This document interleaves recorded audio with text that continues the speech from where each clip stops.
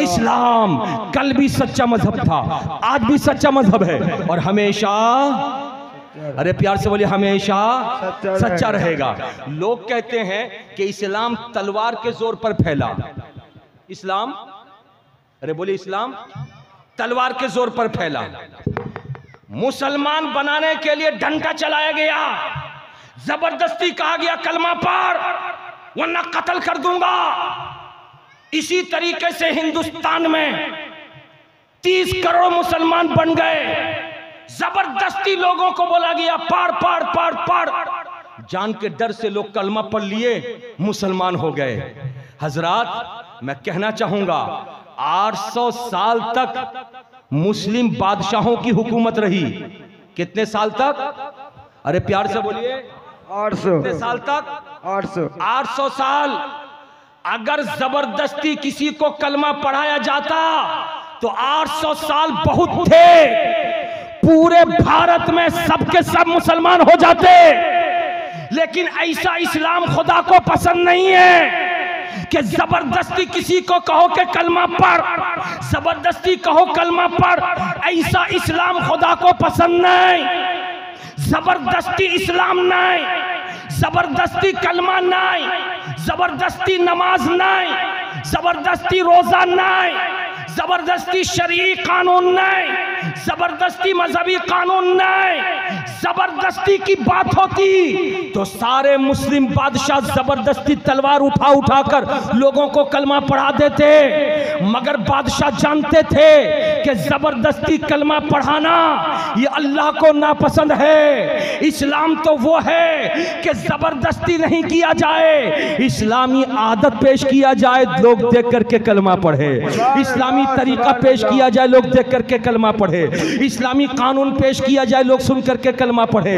बिलाशुबा मेरे गरीब नवाज ख्वाजा अजमेरी हो या कुतुबुद्दीन बख्तियार काकी हो या हजरत महबूब इलाही हो या कचौचा के मखदूम हो या मारहरा के सैयदी शाह बरकतुल्लाह हो या कटरा के सैयदी शाह दुल्हा मियां हो या बरेली के इमाम अहमद रजा हो या धामनगर के मुजाहिद मिल्लत हो या जितने भी औलिया इकराम ने अपनी जिंदगी में लोगों को कलमा पढ़ाया, कोई भी एक तारीख उठाकर नहीं दिखा सकते हो कि किसी को जबरदस्ती किया हो कि कलमा पढ़ ले। नहीं नहीं, इन अल्लाह वालों की जिंदगी लोग देखते थे, इनके उठने के तरीके को देखते थे, कलमा पढ़ लेते थे। इनके बैठने के तरीके को देखते थे, कलमा पढ़ लेते थे। इनके सोने के तरीके को देखते थे, कलमा पढ़ लेते थे। इनके खाने के तरीके को देखते थे, लोग कलमा पढ़ लेते थे। इनको नमाज पढ़ते हुए देखते थे, लोग कलमा पढ़ लेते थे। इनको बात करते हुए देखते थे, लोग कलमा पढ़ लेते थे। इसलिए मेरा मजहब न कल किसी के ऊपर जबरदस्ती रखा गया, न आज रखा जा रहा है, न कभी किसी पर रखा जाएगा। ये तो इस्लाम इनाम है और इनाम का हकदार सब नहीं होते। खुदा जिसको चुन लेता है उसी को इस्लाम की दौलत मिल जाए। सुभान अल्लाह। मेरे बुजुर्ग और दोस्तों तवज्जो हाजिर कीजिए, मैं एक वाकया आपको सुनाता हूँ। ज़बरदस्ती का इस्लाम कैसा होता है, थोड़ी सी तवज्जो दीजिए। अल्लाह अल्लाह, ये सिक्किम की धरती है, वहाँ के लोग नाटे नाटे होते हैं, औरत भी नाटी होती है, मर्द भी नाटा होता है। एक बिहार का आदमी वो सिक्किम गया कामकाज करने के लिए, वहाँ की एक लड़की को अपनी मोहब्बत के जाल में उसने फंसा लिया और फंसाने के बाद उससे शादी करने के लिए उसको रजामंद कर लिया। मस्जिद के इमाम के पास गया और जाकर के कहा, हुजूर मैंने बहुत बड़ा काम किया है। कहा क्या काम किया है?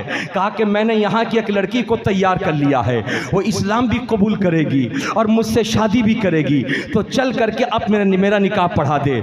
इमाम साहब ने कहा खबरदार खबरदार, मुझको एक सवाल का जवाब दो, वो तुमको देख करके इस्लाम कबूल करेगी या अल्लाह रसूल के कानून को देख करके इस्लाम कबूल करेगी? अगर तुमको देखकर करेगी तो जब तक तुम्हारा हुस्न बाकी है तब तक वो अपने आप को मुसलमान कहेगी, जब तक तुम्हारे पास ताकत है तब तक अपने आप को मुसलमान कहेगी। लेकिन अल्लाह और उसके रसूल के कानून को अगर देखकर इस्लाम कबूल करेगी तो हमेशा के लिए मुसलमान बन के रहेगी, हमेशा के लिए मुसलमान बन के रहेगी। जाओ पहले तुम उससे पूछ कर के आओ। इमाम साहब ने भेज दिया, वो बंदा जो गया तो दोबारा वापस नहीं आया। चलते फिरते किसी मौलवी को पकड़ा और पकड़ के उसने निकाह कर लिया। अल्लाह अल्लाह अल्लाह एक बेटा भी पैदा हो गया। 17-18 साल जब शादी को गुजर गए तो वो मरने वाला मर गया। अब उसकी बेवा बीवी है और उसका बेटा है। जैसे वो मरा तो उसके गांव के लोग पहुंच गए, उसके इलाके के लोग पहुंच गए और कहा कि जनाजे को हम ले जाएंगे, लेके हम गुस्ल देंगे, गुस्ल देकर कफन पहनाएंगे, कफन देकर के मुसलमानों के कब्रिस्तान में दफन करेंगे। मगर वो औरत खड़ी हो गई और खड़ी होकर कहने लगी कि जनाब छोड़ दो इसको हरगिज मैं लेके नहीं जाने दूंगी। कहा क्यों?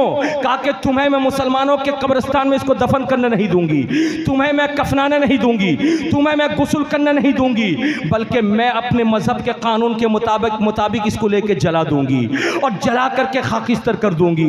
ये मामला थाने तक पहुंचा।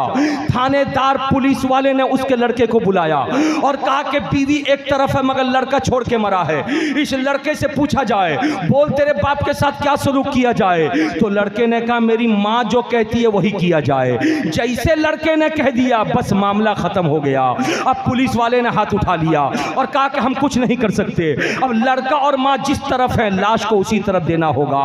हजरात वो बिहार का नौजवान था, उस बिहार के नौजवान को आंखों के सामने से वो औरत अपने खानदान वालों को बुला के ले जाती है और उसको लेकर के शमशान घाट में लेकर के उसको जलाती है। उस औरत से मीडिया वालों ने पूछा, ए औरत बता तेरे शौहर का नाम क्या था? उसने शौहर का इस्लामी नाम बताया, लेकिन बोल आखिर तूने उसको जलाया क्यों, मुसलमानों के हवाले क्यों नहीं किया? तो उस औरत ने जो जवाब दिया था उस जवाब को सुनो, माँ बहनों तुम भी सुनो। उस औरत ने जवाब दिया था, कौन कहता है कि मेरा शौहर मुसलमान था? लोगों ने कहा हम कहते हैं। क्या वो मुसलमान नहीं था? उसने कहा नहीं। क्यों? कहा कि अगर वो मुसलमान होता तो मेरे लिए साथ में वो खिंजीर का गोश्त नहीं खाता, अगर वो मुसलमान होता तो मेरे साथ रात में वो शराब नहीं पीता, अगर वो मुसलमान होता तो मैं यहाँ के कल्चर के मुताबिक हाफ कपड़ा पहनती हूँ, जांग तक कपड़ा होता है और सिर्फ सीना ढका रहता है, मेरे कपड़े से वो खुश नहीं होता। अगर वो मुसलमान होता तो पेशाब करके पानी लेता, इस्तिंजा करता, अगर वो मुसलमान होता तो 5 वक्त न सही कम से कम जुमे के दिन नमाज पढ़ने जाता, अगर वो मुसलमान होता तो कुरान मजीद जिंदगी में कभी पढ़ता। लेकिन 17-18 साल हो गए मेरी शादी को, उसके साथ सुबह शाम की जिंदगी में गुजारती रही, मैंने उसको कभी कुरान पढ़ते नहीं देखा, मैंने उसको कभी नमाज पढ़ते नहीं देखा।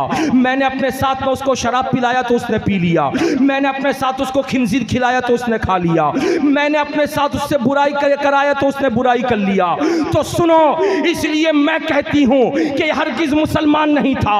मुसलमान होता तो खिंजीर से परहेज करता, शराब से परहेज करता, बात खत्म हो गई। मगर ए चांद पड़ा आने वाले भाइयों, ए प्यारी प्यारी बहनों, आज किस खुशफहमी में हम मुब्तला हैं। दुनिया तो हमको कहती है ओ जनाब फारूक साहब, तो दुनिया समझ जाती है मुसलमान है। वो जनाब जुल्फिकार साहब, दुनिया समझ जाती है मुसलमान है। वो जनाब हामिद साहब, दुनिया समझ जाती है मुसलमान है। वो जनाब अब्दुल शकूर साहब, दुनिया समझ जाती है मुसलमान है। वो जनाब मोहम्मद सखावत हुसैन साहब, दुनिया कहती है सब मुसलमान है। वो जनाब शिताब साहब, दुनिया कहती है मुसलमान है। लेकिन दुनिया के कह लेने से कोई मुसलमान नहीं होता।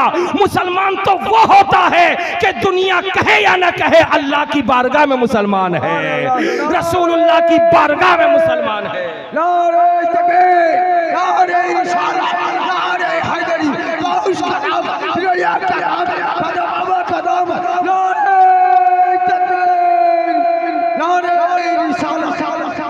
प्यार से बोलो सुभान अल्लाह, हाथों को उठा के बोलो या रसूल अल्लाह। इसलिए चांद पड़ा आने वालों, कभी भी नाम के मुसलमान मत बनना, काम के मुसलमान बनना।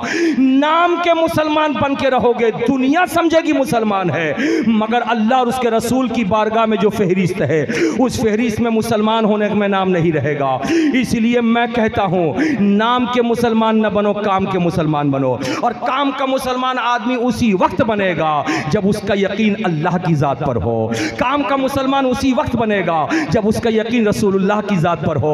आपको मालूम है कि मुस्तफ़ा जान रहमत ने 40 बरस तक मक्के में ज़िंदगी गुजारी, खामोश ज़िंदगी, लेकिन 40 बरस के बाद मेरे नबी ने फारान की चोटी पर पहाड़ के ऊपर खड़े होकर के ऐलान किया, ऐ दुनिया वालों, मैं मोहम्मद अरबी खुदा का पैगंबर हूँ, खुदा का आखिरी नबी हूँ, मेरा कलमा पढ़ो, पढ़ करके मुसलमान बन जाओ।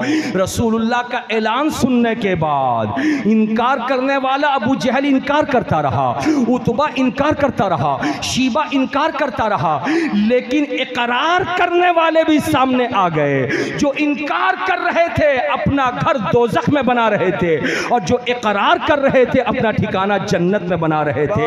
इकरार करने वाले अबू बकर सिद्दीक खड़े हो गए, इकरार करने वाले उमर फारूक खड़े हो गए, इकरार करने वाले उस्मान गनी खड़े हो गए, इकरार करने वाले अली मुर्तज़ा खड़े हो गए, इकरार करने वाले अबू हुरैरा खड़े हो गए, इकरार करने वाले अब्दुर्रहमान इब्ने औफ खड़े हो गए, इकरार करने वाले हजरत साद सईद खड़े हो गए, इकरार करने वाले हजरत तलहा खड़े हो गए। और जिसने इकरार कर लिया तो जब से वो कलमा पढ़े तब से जिंदगी के आखिरी सांस तक वो मुसलमान बन के रहे। इसलिए मुसलमानों, जिंदगी के आखिरी सांस तक जिंदा रहो। दुनिया छूट जाए तो छूट जाने दो, जमीन छूट जाए तो छूट जाने दो, मकान टूट जाए तो टूट जाने दो, बाल बच्चे बर्बाद हो रहे तो हो जाने दो, मगर ईमान की दौलत कभी न छोड़ना, इस्लाम की दौलत कभी न छोड़ना। इसलिए कि इस्लाम की दौलत बहुत मुश्किल से मिलती है, और जिसको मिल जाती है वो किस्मत का सिकंदर हो जाएगा। सुभान अल्लाह, सुभान अल्लाह। हजरात मुकर्रम, मैं आपके सामने ये बताने की कोशिश करूं, ये माँ बहनें अच्छी खासी तादाद में बैठी है, तवज्जो के साथ सुनो। प्यारी बहनों, मुझे देखो, मेरी बातों को सुनो।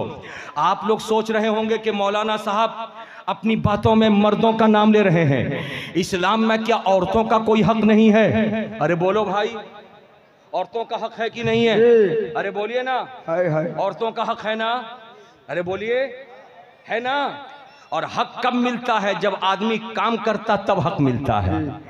इसलिए मेरे रसूल ने जब ऐलान किया था कि मैं खुदा का आखिरी नबी हूं, मेरा कलमा पढ़ो, तो मर्दों में जहां सबसे पहले अधेड़ उम्र के अबू बकर सिद्दीक खड़े होकर कलमा पढ़े थे, वहीं पे पाकीज़ा औरतों तुम्हें भी मुबारक हो, एक खातून खड़ी हुई थी, एक औरत खड़ी हुई थी।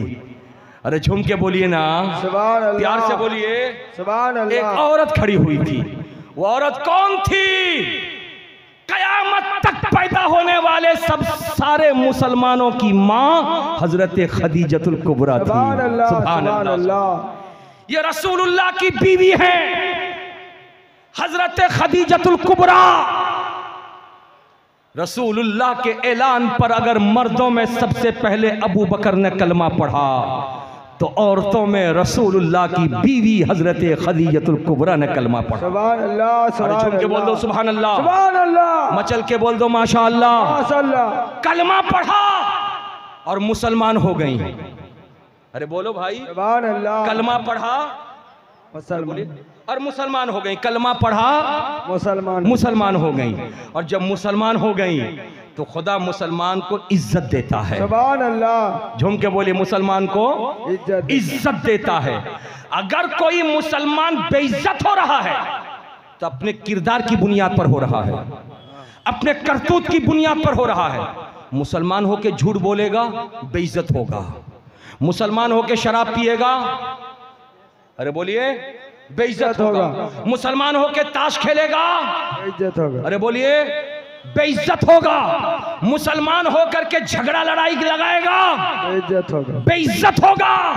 मुसलमान होकर दूसरों की चुगलखोरी करेगा, बेइज्जत होगा। मुसलमान होकर के नशा करेगा, बेइज्जत होगा। और मुसलमान होकर के अल्लाह और उसके रसूल के कानून को फॉलो करेगा तो इज्जत वाला होगा। सुभान अल्लाह, सुभान अल्लाह। और जो इज्जत वाला होगा अल्लाह उसके मर्तबे को बुलंद फरमाएगा। और जब बुलंद करने की बात आ गई तो मुसलमानों सुनो, औरत ने सबसे पहले कलमा पढ़ा, जिनका नाम खदीजतुल कुबरा था, जो तमाम मुसलमानों की माँ है। रसूलुल्लाह सल्लल्लाहु अलैहि वसल्लम इरशाद फरमाते हैं, ऐ प्यारे मेरे चाहने वालों, अगर खुदा ने जन्नत बनाई है, तुम्हें जन्नत चाहिए तो अपनी माँ की खिदमत करो, माँ के कदम के नीचे जन्नत है। अरे प्यार से बोलिए, माँ के कदम के नीचे जन्नत। प्यार से बोलिए, माँ के कदम के नीचे जन्नत है। और माँ कौन है? औरत है। माँ कौन है? औरत है। तो पता चला कि औरत के कदम के नीचे जन्नत। वाह रे औरत, तेरी किस्मत कितनी अच्छी, तेरे कदम के नीचे जन्नत। तेरा रूप अलग अलग, कभी तू बेटी, कभी तू बहू, कभी तू माँ, कभी तू बहन, कभी तू सास, कभी तू भावज, कभी तू ननंद। तेरी क्वालिटी कितनी अच्छी है, तू हर रूप में अच्छी है। बहन है तो बेमिसाल है, झूम के बोलिए, बेटी है तो बेमिसाल है, माँ है तो बेमिसाल है, भावज है तो बेमिसाल है, ननद है तो बेमिसाल है। हर रूप में तू अच्छी है। लेकिन अगर तेरी भी कहीं बदनामी होती है तो उसके जिम्मेदार तू, इसलिए कि तुझे इस्लाम ने कहा कि पर्दे में रह। तू जब बेपर्दा होकर निकलती है तभी तेरी बदनामी होती है। तुझे इस्लाम ने कहा तू नमाज पढ़, तू जब नमाज छोड़ती है तभी तेरी बेइज्जती होती है। इसलिए मर्दों को हुक्म है कि औरतों की इज्जत करो, और औरतों को हुक्म है कि तुम इस्लाम के पैरोकार बन जाओ। रसूलुल्लाह की जिंदगी को देख लो, मुस्तफ़ा जाने रहमत के सहाबिया की जिंदगी को देख लो, नबी की प्यारी प्यारी बीवियों की जिंदगी को देख लो। मेरे बुजुर्ग और दोस्तों, इन माओ की इज्जत करो, इन बहनों की इज्जत करो, इन बेटियों की इज्जत करो। इनको कभी तकलीफ मत देना, इनको कभी सताना नहीं, इनके खिलाफ कभी बकवास मत करना, इनकी बातों को कभी झुठलाना नहीं, इनके खिलाफ कभी आवाज बुलंद मत करना। वो बीवी है तो बेमिसाल, माँ है तो बेमिसाल, बहन है तो बेमिसाल, बीवी है तो बेमिसाल, माँ है तो बेमिसाल, दादी है तो बेमिसाल, नानी है तो बेमिसाल। वो बेमिसाल कौम है, इसलिए कि याद रखो हजरत आदम अलैहिस्सलाम और हजरत हव्वा, इन दोनों के अलावा दुनिया में जितने भी इंसान पैदा हुए, चाहे वो हिंदू हो, यहूदी हो, नसरानी हो, ईसाई हो, बुद्धिस्ट हो के मुसलमान हो, हजरत आदम और हव्वा के अलावा जितने मर्द औरत दुनिया में आए, सबको पैदा करने वाली औरत है। इसलिए खुदा ने औरत के मकाम को बुलंद कर। सुभान अल्लाह, सुभान अल्लाह। नारे तकबीर, नारे रिसाला, नारे हैदरी, मसला के आला हजरत, नारे तकबीर, नारे रिसाला। मगर ये औरत कभी कभी काम ऐसा करती है कि हमारे शायर इस्लाम आते हैं, तवज्जो, हमारे शायर इस्लाम आते हैं, माँ की शान में कलाम पढ़ते हैं तो आपका सीना चौड़ा हो जाता है। मौलाना साहब आते हैं, माँ की शान में तकरीर करते हैं तो आपका सीना चौड़ा हो जाता है। लेकिन घर जब आप जाते हैं तो माँ के करतूत को देखते हैं तो आप शर्मिंदा हो जाते हैं, माँ के किरदार को देखते हैं तो आप शर्मिंदा हो जाते हैं। अगर आप इजाज़त दो तो मैं आपके सामने माँ का किरदार पेश करूँ, आपके सामने माँ का करतूत पेश करो। हजरात मुकर्रम, ये माँ बहनें बैठी हैं, इनको भी आज की महफिल से कुछ सबक मिलना चाहिए। ये माँ प्यार करती है किससे? अपनी बेटी से। ये माँ प्यार करती किससे? अपनी नतनी से। ये माँ प्यार करती किससे? अपनी पोती से। ये माँ प्यार करती किससे? अपने पोते से। लेकिन जहां बात आ जाती है बहू की, तो आज तक किसी भी सास को बहू अच्छी नहीं मिली, आज तक नहीं मिली, और किसी भी बहू को अच्छी सास नहीं मिली। मालूम होता बहू और सास में 36 का आंकड़ा है। जितनी भी अच्छी बहू रहे, मगर ये सास जब भी बहू से बात करेगी मुंह बना के बात करेगी। जितनी भी अच्छी प्यारी बहू रहे, लेकिन सास के मुंह से बहू के लिए मोहब्बत भरा शब्द नहीं निकलेगा, प्यार भरा शब्द नहीं निकलेगा। वहीं पे बेटी को अगर वो जगाएगी, सोई हुई बेटी है उसको जगाएगी तो प्यार से जगाएगी, और बहू अगर किसी दिन लेट से उठी है तो पूरा दिन बहू से बात बंद कर देगी, पूरा दिन बहू के हाथ की रोटी खाने से इनकार कर देगी। यही वजह है कि सास और बहू का मामला इतना गंभीर हो गया कि पहले लोग जब बेटियों की शादी करते थे तो देखते थे कि लड़का क्या करता है, देखते थे कि लड़के का घर है कि नहीं है, देखते थे कि लड़का की कमाई क्या है, देखते थे कि लड़का पढ़ा लिखा है या नहीं है। लेकिन उस लड़की से पूछो तू क्या देखती है, तो किसी पाकिस्तानी खातून ने पूछा था कि शादी से पहले नौशा देखना चाहिए या सास को देखना चाहिए। तो जवाब देने वाली दूसरी औरत जवाब दी थी कि नौशे को मत देखो, दूल्हा को मत देखो। दूल्हा को तो काबू किया जा सकता है मगर सास को काबू नहीं किया जा सकता, सास को काबू नहीं किया जा सकता। यही सास है जो अपने बहू के लिए खूंखार बन जाती है। यही वजह है कि बहू की चाहत होती है मैं ऐसे घर में बिहा के जाऊं कि जहां पे मेरी सास न हो। यही वजह है कि एक मौलाना साहब की तकरीर हो रही थी, उस तकरीर में मौलाना साहब ये बयान कर रहे थे कि एक मर्द को इस्लाम ने इजाजत दी है कि वो 4 बीवी एक साथ रख सकता है, यानी 4 औरतों से शादी करके 4 बीवी रख सकता है। इतना सुनना था, औरतें सुन रही थी। तो एक जगह पे नौजवान औरतें बैठी थी, वो सोचने लगी इस्लाम तो इंसाफ करता है, इस्लाम नाइंसाफी नहीं करता। तो जब मर्दों को 4 शादी की इजाजत है, 4 बीवी को एक साथ रख सकता है, तो औरत को इजाजत क्यों नहीं है कि औरत भी एक साथ 4 मर्द से शादी करे और शादी करके 4 मर्द को एक साथ रखे। एक औरत ने जल्दी से कागज कलम निकाला और निकाल करके मौलाना साहब के पास भेज दिया। मौलाना साहब इसका जवाब दीजिए। मौलाना साहब भी बड़े मनचल्ले थे, उन्होंने देखा कि ऐसा सवाल कौन औरत करेगी, वही औरत करेगी जिसको मनचल्ला जवाब चाहिए। कुरान से जवाब दूं, हदीस से जवाब दूं, अभी कुरान हदीस की जरूरत नहीं है, पहले मनचल्ला जवाब दे दूं। उसने मनचल्ला जवाब देते हुए ये कहा कि किस बहन ने ये रुक्का भेजा है, बहन सुन ले, मैं तुझे 4 मर्दों से निकाह करने की इजाजत दूंगा या नहीं दूंगा, ये तो बात की बात है। इस्लाम ने इजाजत क्यों नहीं दिया उसके बारे में बाद में बताऊंगा। पहले ये बता कि तू एक मर्द से शादी करती है तो एक सास तेरी रहती है, क्या तू इसको पसंद करेगी कि 4 मर्द से शादी करे और एक ही वक्त में 4-4 सास तेरे सर पर मुसल्लत रहे? जैसे सुनी वो औरत वहीं से हाथ उठा के कहती है नहीं नहीं नहीं नहीं, एक सास को तो बर्दाश्त नहीं कर पा रही हूँ, 4 सास को कैसे मैं बर्दाश्त करूं। अल्लाह अल्लाह, मैं बताना ये चाह रहा था, माँ आज हमारा घर कहाँ चला गया, माँ हमारी सोसाइटी कहाँ चली गई। बिहाती बेटी को अपने घर में रखना हमको अच्छा लगता है, लेकिन घर की बहू के साथ प्यार से बात करना अच्छा नहीं लगता है।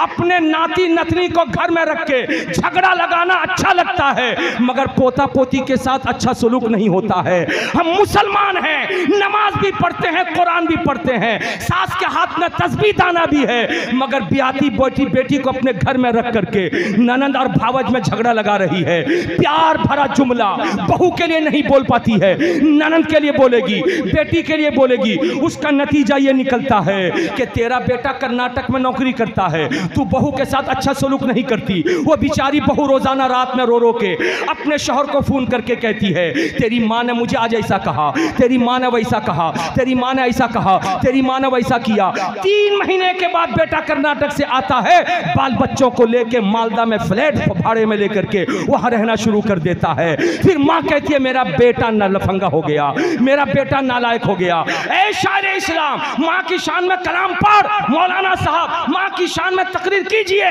अरे मौलाना कितनी तकरीर करेगा, शायर कितना कलाम पढ़ेगा, कुछ तो माँ को भी होश के नाखून लेना चाहिए। माँ जो बहू तुम्हारे घर आई है उस बहू को बहू मत समझ, बेटी का प्यार दे दे, इसलिए कि तेरी भी बेटी किसी के घर में बहू बन के गई है। अगर तू दूसरे की बेटी को अपने घर में बेटी का दर्जा देगी तो तेरी बेटी जहां गई है उसको भी बेटी का दर्जा मिलेगा।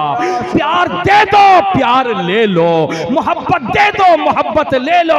ये इस्लाम है। इस्लाम में अगर घर के साथ इंसाफ नहीं हुआ, भाई भाई के साथ इंसाफ नहीं हुआ, माँ बेटे के साथ इंसाफ नहीं हुआ, सास बहू के साथ इंसाफ नहीं हुआ, बाप बेटे के साथ इंसाफ नहीं हुआ, तो फिर हमारा इस्लाम कहाँ गया।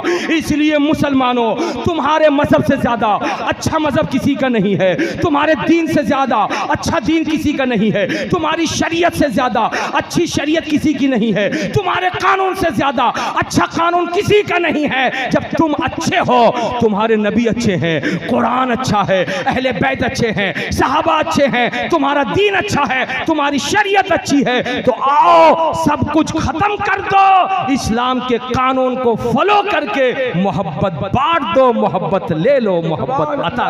सुभान अल्लाह, सुभान अल्लाह। प्यार से बोलिए सुभान अल्लाह, झूम के बोलिए माशा अल्लाह। हजरात मुकर्रम, ये तकरीर मैं इसलिए कर रहा हूँ, आज बहुत सारी बेटियाँ जो शादी के 4 साल 5 साल के बाद घर में ससुराल में झगड़ा करके वो अपने मैके में बैठी हुई हैं, 6-6 महीने हो गए वो अपने ससुराल नहीं आ पाती हैं। फिर नतीजा ये निकलता है कि लड़कियां कोर्ट में जाती हैं और जाकर के केस फाइल करती हैं।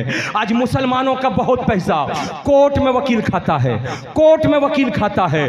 बहनों, कोर्ट में जाने को किसी को मौका मत दो।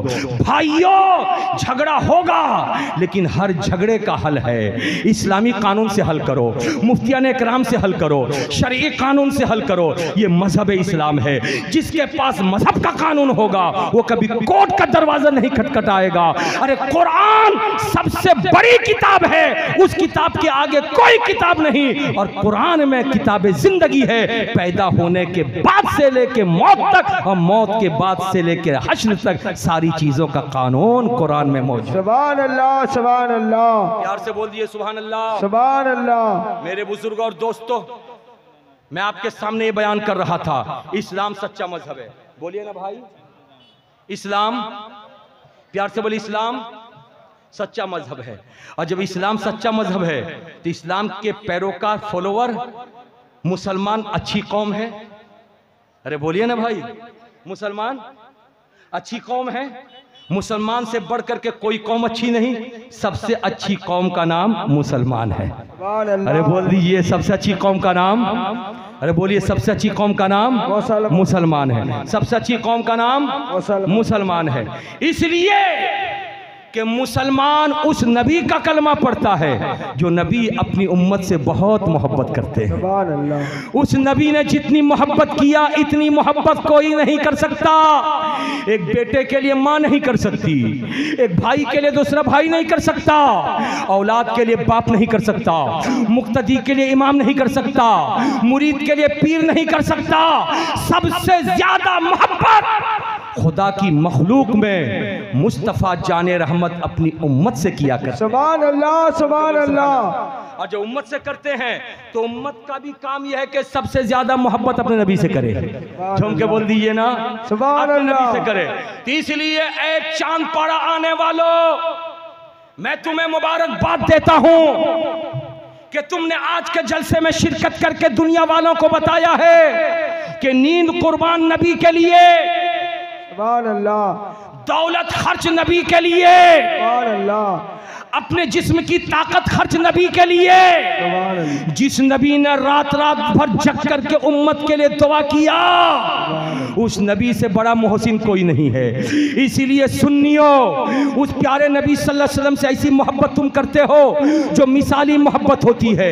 जुलूस मोहम्मदी तुम निकालते हो, मिलादुन नबी तुम सजाते हो, जलसा तुम करते हो, मुस्तफ़ा जाने रहमत की नात तुम पढ़ते हो, सलातो सलाम तुम पढ़ते हो, अजान में नबी का नाम सुन करके अंगूठा तुम चूमते हो। लेकिन इसी दुनिया में कुछ ऐसे भी लोग हैं जिनको वहाबी कहा जाता है, जिनको देवबंदी कहा जाता है, जिनको अहले हदीस कहा जाता है, जिनको फुरफुरा वाला कहा जाता है, जिनको सुलह कुल्ली कहा जाता है। वो नबी का कलमा तो पढ़ते हैं मगर सच्ची मोहब्बत नबी से नहीं करते, अच्छी मोहब्बत नहीं करते। और ये पहचान है कि किसी गैर से जब पूछोगे अपने नबी का नाम बोल, तो जब भी वो कहेगा यही कहेगा, मोहम्मद सल्लल्लाहु अलैहि वसल्लम ने कहा, मोहम्मद सल्लल्लाहु अलैहि वसल्लम ने कहा, मोहम्मद सल्लल्लाहु अलैहि वसल्लम ने कहा, मोहम्मद सल्लल्लाहु अलैहि वसल्लम ने कहा। लेकिन सुन्नी जब अपने नबी का नाम लेगा तो तड़प के कहेगा, मेरे प्यारे आका ने कहा।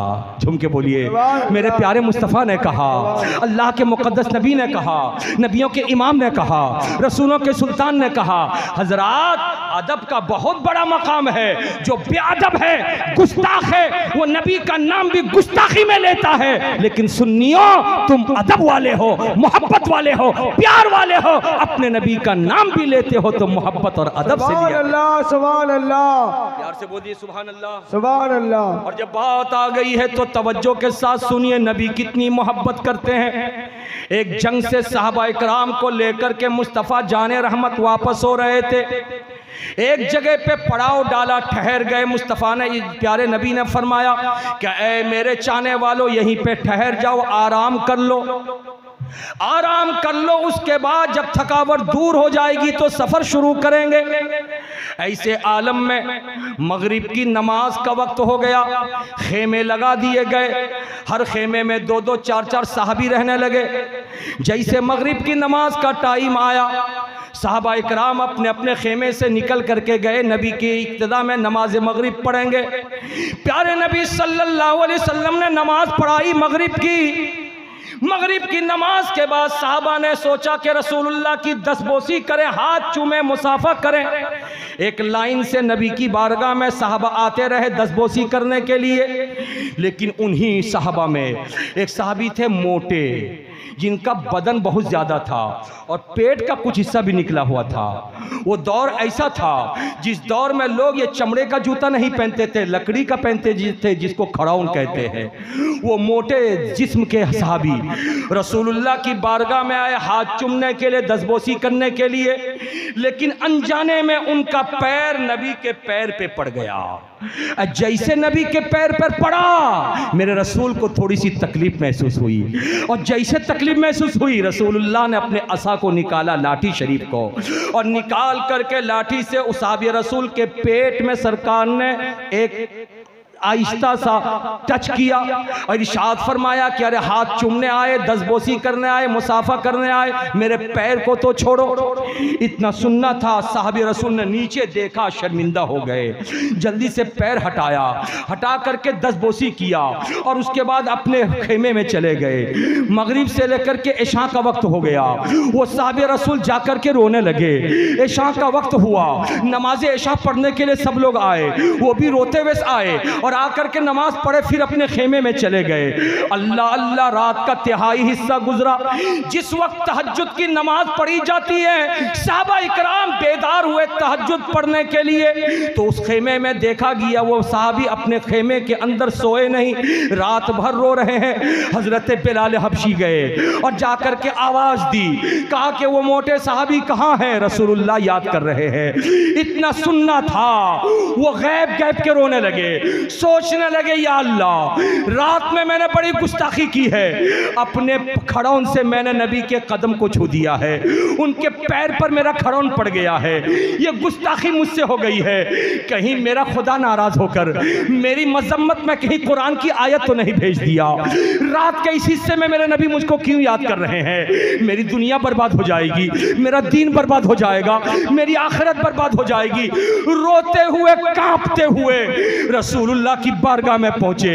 रसूलुल्लाह सल्लल्लाहु अलैहि वसल्लम ने उनके चेहरे को देखा और देख करके इरशाद फरमाया, ऐ मेरे प्यारे साहबी, रोना बंद करो। इस रात के अंधेरे में मैंने तुमको इसलिए बुलाया है कि कल रात मगरिब के बाद जब तुम मेरे सामने खड़े थे तो मैंने अपनी लाठी शरीफ से, अपनी छड़ी से तुम्हारे पेट पे एक घूसा दिया था, आहिस्ता से टच किया था, तुमको तकलीफ हुई होगी, इसलिए मैं माफी मांगने के लिए तुमको बुलाया हूं कि मुझको तुम माफ कर दो। कहो अल्लाह, कहो अल्लाह, अल्लाह, अरे बोलो अल्लाह, बोलो अल्लाह। अल्लाह, ये कौन कह रहा है? मेरे नबी। अरे कौन कह रहा है? मेरे नबी। अरे प्यार से बोलो, कौन कह रहा मेरे है? नबी। नबी से बड़ा कोई है? नहीं।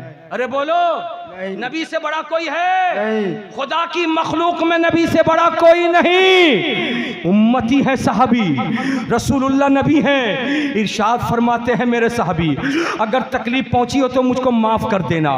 यहीं से इस बात का पता चलता है कि बड़े होके माफी मांगने में आर नहीं है, शर्म नहीं है। इसलिए मेरे बुजुर्ग और दोस्तों, अगर आपकी दाढ़ी की बाल सफेद हो गए हैं, अगर आपकी दाढ़ी के बाल सफेद हो गए हैं, ऐ माँ बहनों, अगर तुम बूढ़ी हो गई हो और तुम्हारा जमीर कह दे हाँ मुझसे गलती हुई, तो माफी मांग लेने में आर नहीं है, शर्म नहीं है। इसलिए कि खुदा अपने बंदों से बहुत राजी होता है जब बंदा माफी मांगा करता है, जब बंदा माफी मांगा करता है।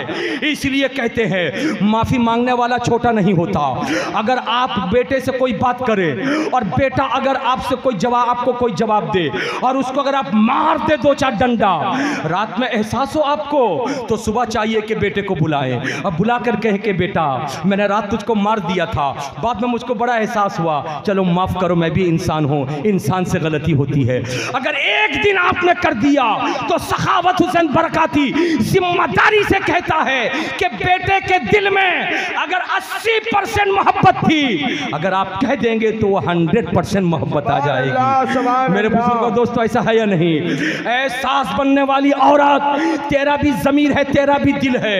अगर तेरे घर में अगर कोई लफड़ा हो गया और तूने बहू को लानतान कर दिया, और तू बहू को लानतान नहीं करती है, जब तेरी कैंची जैसी जबान जब चलती है तो बहू को भी कोसती है, बहू के माँ बाप को भी गाली देती है, बहू के खानदान वालों को भी गाली देती है। वहीं से झगड़ा आरंभ होता है, झगड़ा शुरू होता है। फिर बहू कहती है खबरदार सास, मुझे जो कहना है कहो, मेरी माँ के खिलाफ मत बोलना, मेरे बाप के खिलाफ मत बोलना।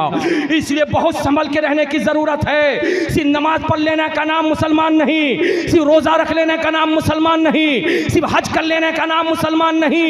इस्लाम तुमको आपसी जिंदगी का तरीका देता है। कभी अगर बहू से कोई बात हो जाए, कभी बेटी से कोई बात हो जाए, कभी दामाद से कोई बात हो जाए, कभी शौहर से कोई बात हो जाए, कभी बेटे से कोई बात हो जाए, और तुम्हारा दिल कहे कि हाँ मुझसे गलती हुई, हाँ मुझसे गलती हुई, तो आज नहीं सुबह बुला करके करीब बिठाना और बिठा करके उसके हाथ को हाथ में ले लेना और लेकर के कहना बेटी रात में मैंने ये बात तुमको कह दी थी, मुझे नहीं कहना चाहिए था, मुझे बाद में एहसास हुआ। अगर एक दिन एक सास ऐसा कर देगी तो इंशाअल्लाह ताला उसके घर में जो चिराग बुझ चुका था वो चिराग फिर से जल जाएगा, जो रोशनी खत्म हो चुकी थी वो रोशनी फिर से बढ़ जाएगी। मुस्तफ़ा फरमा रहे हैं ऐ मेरे साहबी मुझे माफ कर दो। प्यार से बोलो ना भाई सुभान अल्लाह, झूम के बोलो ना भाई सुभान अल्लाह। कोतारा बुझते पारछेन तो अरे बोलो भाई कोतारा बुझते पारछेन ना। कौन कह रहा? नबी कह रहे हैं, यानी रसूलुल्लाह फरमा रहे हैं मुझे, अरे बोलो भाई मुझे, प्यार से बोलिए मुझे माफ कर दो, मुझे माफ कर दो। साहब ये रसूल है, जैसे नबी ने कहा मुझे माफ कर दो, साहब ये रसूल और तेज रोने लगे, रो रो के कहने लगे या रसूल अल्लाह गलती तो आपकी नहीं है, गलती तो मेरी है कि मैं हाथ चूमने आया था, मेरा पांव आपके पांव पे पड़ गया था, आपको तकलीफ हुई थी, माफी मैं मांगूंगा, आप माफी ना मांगे। जैसे रसूलुल्लाह ने सुना तो एक प्यारा सा जवाब दिया। उस जवाब को भी सुनो ऐ चांद पड़ा आने वालों, उस जवाब को सुनो। नबी इरशाद फरमाते हैं ऐ मेरे साहबी ये सही है कि तेरे पाँव से मेरे पाँव को तकलीफ पहुंची, लेकिन बोल क्या तूने जानबूझ के किया था या अनजाने में? कहने लगे नहीं या रसूल अल्लाह जानबूझ के नहीं किया था, अनजाने में किया था। नबी कहते हैं तू अनजाने में मेरे पाँव पे पाँव रखा था, तुझे मालूम नहीं था, लेकिन मैंने जब छड़ी तेरे पेट में चुभोया था मैं तो जानबूझ करके चुभोया था, मैं अनजाने में नहीं चुभोया था, इसलिए तू मुझे माफ कर दे, मुझे माफ कर दे, मुझे माफ कर दे।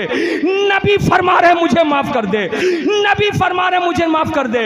लाओ दुनिया के किसी एक आदमी को जो कायद भी बने, लीडर भी बने और अपने मातहत रहने वालों के सामने कहता हूं मुझे माफ कर दे। मस्जिद के इमाम को लाओ, किसी पीर को लाओ, किसी मदरसे के टीचर को लाओ, किसी स्कूल के टीचर को लाओ, किसी कॉलेज के प्रोफेसर को लाओ, किसी बाप को लाओ, किसी ससुर को लाओ, किसी सास को लाओ, किसी माँ को लाओ, किसी खाला को लाओ, फेरिस्त खाली नजर आएगी। लेकिन मुसलमानों का नबी है कि जो आज साहबी से कह रहा है मुझे माफ कर दे, मुझे माफ कर दे, मुझे माफ कर दे। मेरे बुजुर्ग और दोस्तों रसूलुल्लाह सल्लल्लाहु ताला अलैहि वसल्लम ने इरशाद फरमाया था मुझे माफ कर दे। साहबी रोने लगे और रो करके कहते हैं या रसूल अल्लाह मैंने आपको माफ किया। अब प्यारे